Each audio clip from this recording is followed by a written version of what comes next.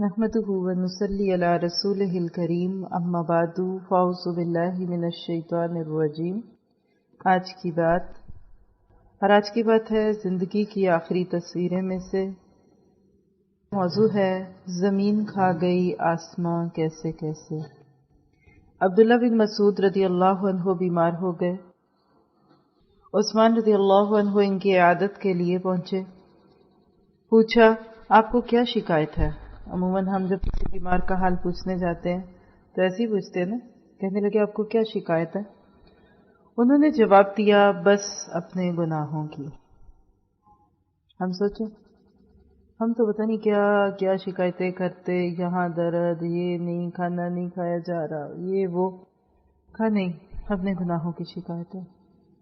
عثمان رضی اللہ عنہ نے پوچھا اب کیا خواہش ہے؟ عبداللہ بن مسعود رضی اللہ عنہ نے فرمایا صرف اپنے رب کی رحمت کا آرزو مند ہوں، یہ اللہ کی رحمت چاہتا ہوں۔ عثمان رضی اللہ عنہ نے کہا کیا میں آپ کے لیے طبیب بلا بھیجوں، یعنی ڈاکٹر کو بلاؤں؟ کہنے لگے طبیب ہی نے تو مجھے بیمار کیا ہے، اشارہ اللہ تعالیٰ کی طرف تھا کہ وہی میرا علاج کرے گا۔ عثمان رضی اللہ عنہ نے پوچھا کیا میں آپ کے لیے کسی عطیے کا حکم دوں، یعنی کوئی تحفہ آپ کو دلواؤں؟ فرمایا مجھے عطیے کی کوئی ضرورت نہیں۔ دیکھیں یہ تھے عبداللہ بن مسعود، ساری زندگی علم کی خدمت کرتے کراتے گزر گئی، اور ڈیتھ بیڈ پہ کیا فیلنگ ہے؟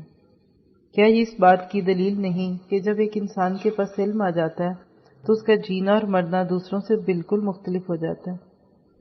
یہ واقعہ سیر اعلام النبلاء میں پیج 498 پہ والیوم 1 پہ ہے، اسی طرح تاریخ دمشق کی 35 والیوم پیج 128 پہ۔ ہمیں اس کو سنتے وقت اپنا محاسبہ کرنا چاہیے کہ ہم ڈیتھ بیڈ پہ نہ ہی صحیح لیکن جب بیمار ہوتے ہیں تو لوگوں کو کیا کچھ اپنے دکھ سنا رہے ہوتے ہیں۔ اللہ ہمیں ہدایت دے دے۔ اسی طرح عمر بن عاص، یہ بھی صحابی تھے، عرب کے بڑے دانشمند لوگوں میں سے تھے۔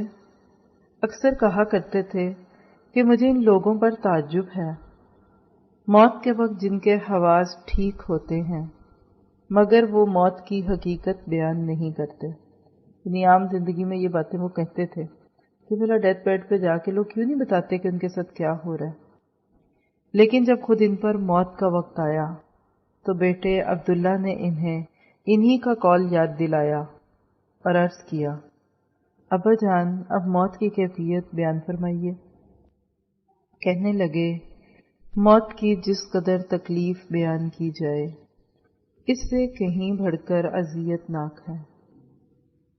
اس وقت میں موت کی تکلیف کی طرف محض ایک اشارہ کیے دیتا ہوں، بس اسی سے موت کی اذیت کا اندازہ کر لو۔ آپ بھی سوچ رہے ہوں گے کہ کیا اذیت ہوگی، تو کہنے لگے میں یوں محسوس کر رہا ہوں جیسے میری گردن پر ایک پہاڑ رکھا ہوا ہے، میرے پیٹ میں کانٹے گھس گئے ہیں اور میرا سانس سوئی کے ناکے کے ذریعے نکل رہا ہے۔ اللہ اکبر، یہ اتنے پیارے لوگوں کی باتیں موت کے وقت پہ، ہم گناہ گاروں کا کیا حال ہوگا؟ یہ بھی تاریخ دمشق اور مستدرک حاکم کی روایت ہے۔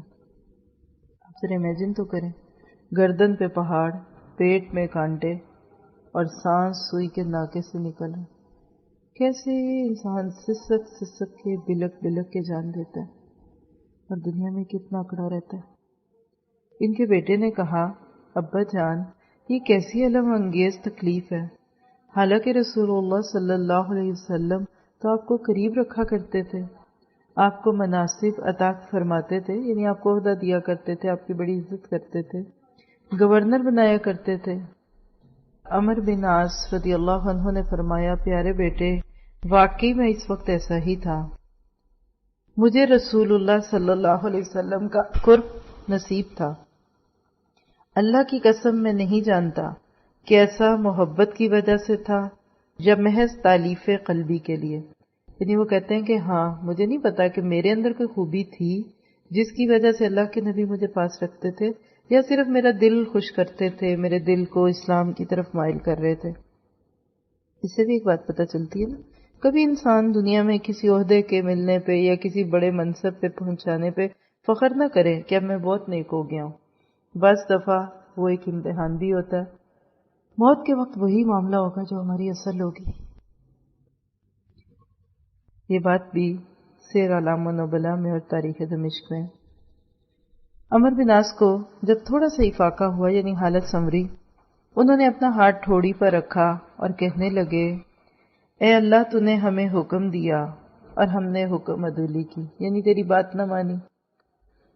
الہی، تو نے ممانعت فرمائی اور ہم نے نافرمانی کی، یعنی جن باتوں کا تو نے حکم دیا ہم نے وہ نہیں کیا، اور جن سے تو نے روکا ہم وہ کرتے رہے. اے رب کریم، ہماری مغفرت فرما دے. پھر وہ لا الہ الا اللہ کا ورد کرنے لگے حتیٰ کہ روح پرواز کر گئی. سیر اعلام النبلاء اور تاریخ دمشق. سوچ لیجئے ہمارے ساتھ کیا ہونے والا ہے. ہم کس خوش فہمی میں جی رہے ہیں، کس طرح سے ہم جیتے ہیں. اور اگر انہوں نے واقعی پھر نافرمانیاں کی ہیں تو آج ہمارا کیا حال ہے. اور اگر انہوں نے اللہ کی باتیں نہیں مانی جو رضی اللہ عنہم ورضوا عنہ تھے، تو آج ہمارا کیا حال ہوگا.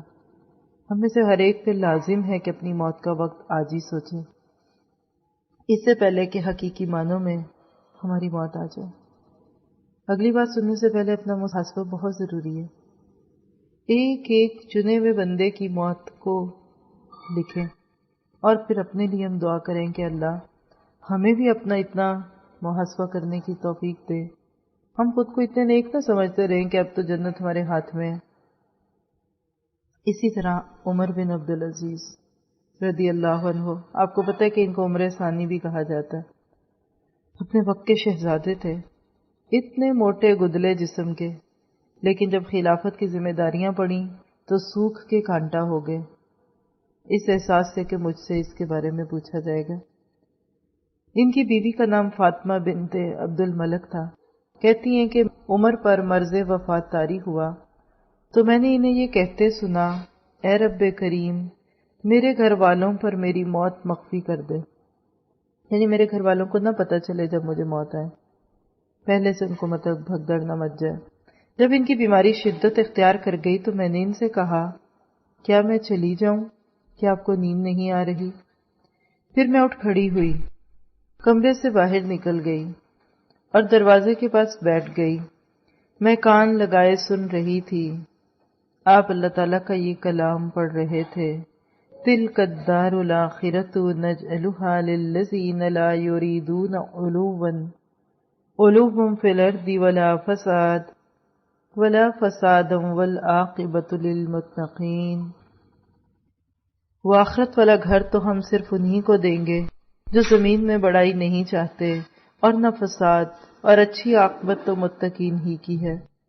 یہ سورۃ القصص کی آیت نمبر 83 ہے. اور آپ کو پتہ نا کہ یہ بہت عاجز مزاج تھے. وہ یہی آیت مقدسہ بار بار پڑھتے رہے، پھر ان کی آواز ڈوب گئی. میں لپک کر ان کے پاس گئی، وہ فوت ہو چکے تھے. میں نے ان کا چہرہ قبلے کی طرف پایا. انہوں نے ایک ہاتھ اپنے منہ پر اور دوسرا ہاتھ آنکھوں پر رکھا ہوا تھا. اللہ اکبر. دیکھ لیجئے کہ ان لوگوں کو اللہ نے پھر دنیا میں خبریں دی، اور واقعی یہ بڑا نہیں بننا چاہتے تھے. اللہ نے ان کو بہت کچھ دیا ہوا تھا لیکن بڑائی ان کے اندر نہیں تھی. اسی طرح سے امام ابن عساکر رحمہ اللہ بڑے عابد اور زاہد تھے. انہوں نے ظہر کی نماز ادا کی، پھر عصر کی نماز کے بارے میں پوچھنے لگے. وضو کیا اور شہادتین پڑھا، یعنی اشہد اللہ الہ الا اللہ و اشہد ان محمد رسول اللہ. آپ بیٹھے ہوئے تھے، کہنے لگے، میں راضی ہو گیا اللہ کے رب ہونے پر، اسلام کے دین ہونے پر، اور محمد صلی اللہ علیہ وسلم کے نبی ہونے پر، یعنی رضیت باللہ ربا و بالاسلام دینا و بمحمد نبیا. پھر انہوں نے اپنی نگاہیں اٹھائیں اور کہا وعلیکم السلام، یہ کہہ کر فوت ہو گئے. یہ بھی سیر اعلام النبلاء کی روایت ہے. آپ کو پتہ ہے کہ یہ وعلیکم السلام کس کو کہا انہوں نے؟ فرشتوں کو. روایات سے یہ پتہ چلتا ہے کہ فرشتے آ کے سلام کرتے.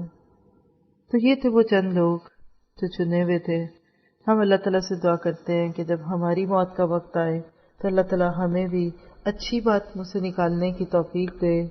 اللہم اعنا علی سکرات الموت، اے اللہ ہمیں موت کی سختیوں پہ تنہا نہ چھوڑنا، ہماری مدد فرما۔ سبحانک اللہم و بحمدک اشہد ان لا الہ الا انت استغفرک و اتوب